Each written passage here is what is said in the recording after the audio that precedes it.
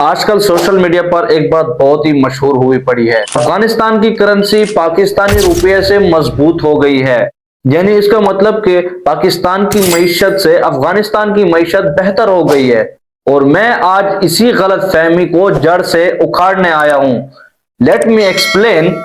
سب سے پہلے ایک سیدھا سوال، کیا کرنسی کا مضبوط ہونا معیشت کی مضبوط ہونے کی علامت ہے؟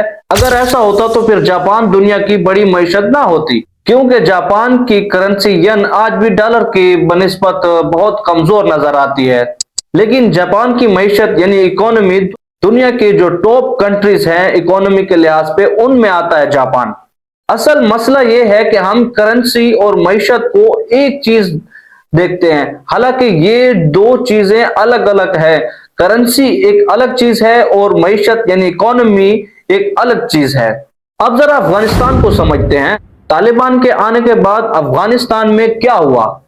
بین الاقوامی تجارت تقریباً بند ہو گئی اور امپورٹ اور ایکسپورٹ بہت ہی کم ہو گئی، اور بینکنگ سسٹم بھی جو ہے وہ صرف ایک محدود شہروں میں رہ گیا۔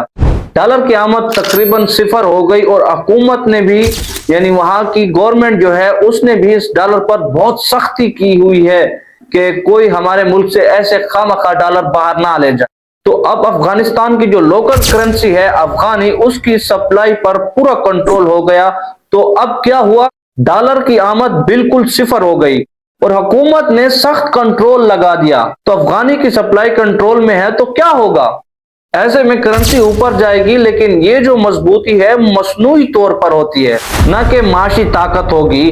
افغانستان میں نہ کوئی خاص فیکٹریاں چل رہی ہے، نہ کوئی خاص انڈسٹریز ہے، نہ ہی کوئی ایسے ایکسپورٹ ہو رہی ہے، نہ بہترین روزگار کے مواقع ہیں، جو کوئی ہے تو تھوڑا سا ہے، لوکل ہے۔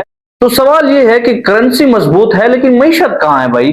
تو اب پاکستان کی بات کرتے ہیں۔ تو پاکستان ایک بہت بڑا ملک ہے، بڑی آبادی ہے، انڈسٹری ہے بھائی، درآمدات ہے، تیل، مشینری، خام مال، یہ سب کچھ باہر سے آتا ہے نا پاکستان میں، یعنی امپورٹ ہو کر آتا ہے۔ ان سب کے لیے کیا چاہیے؟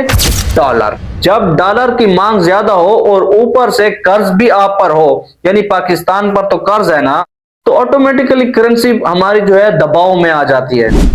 یہ کوئی راکٹ سائنس تو ہے نہیں، یہ عام اور سادہ سا معاشی اصول ہے۔